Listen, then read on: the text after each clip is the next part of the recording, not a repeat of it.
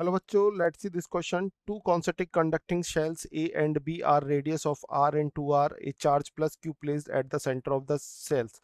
Shell B earthed and charge Q is given to shell A. Find the charge on outer surface of A and B. तो देखो मैंने यहाँ पे एक surface बना दिया जिसका रेडियस R ले लिया और एक ट्वाइस रेडियस का हमने दूसरा स्फेयर ले लिया, ये R और दूसरा हमारा 2R। अच्छा, सेंटर पे हमने प्लस क्यू चार्ज दे दिया है। तो हम जानते हैं जो दो कंडक्टिंग सरफेस होती है उनके बीच में इलेक्ट्रिक फील्ड जीरो होता है, तो यानी कि एट एट ए सरफेस के लिए मैं कैलकुलेट करूं, इसे ए और इसे हमने बी सरफेस मान लिया है।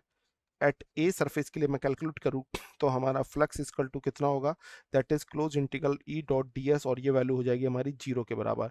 तो यानी कि मैं बोलूँ तो Q enclose equal to Q enclose upon epsilon naught equal to zero, और क्यू एनक्लोज की वैल्यू हो जाएगी Q plus Q inside of A is upon epsilon naught equal to zero. तो यहाँ से Q inside of A equal to minus का Q आ गया। तो यहाँ से अगर मैं बोलूँ कि अगर सपोज करो ए पर नेट चार्ज हमने क्यू माना था, तो सर ए पे नेट चार्ज क्यू था, तो क्यू आउटसाइड इक्वल टू कितना हो जाएगा, क्यू नेट माइनस माइनस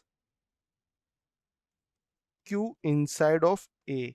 तो सर ये वैल्यू को हम पुट कर देते हैं, क्यू नेट माइनस, तो Q minus minus Q, so it's become 2q। तो this is the final charge on outer surface of 2q। अब सबसे जो बाहर की सरफेस है बी, इसको हमने अर्थित कर दिया है, तो बी के आउटर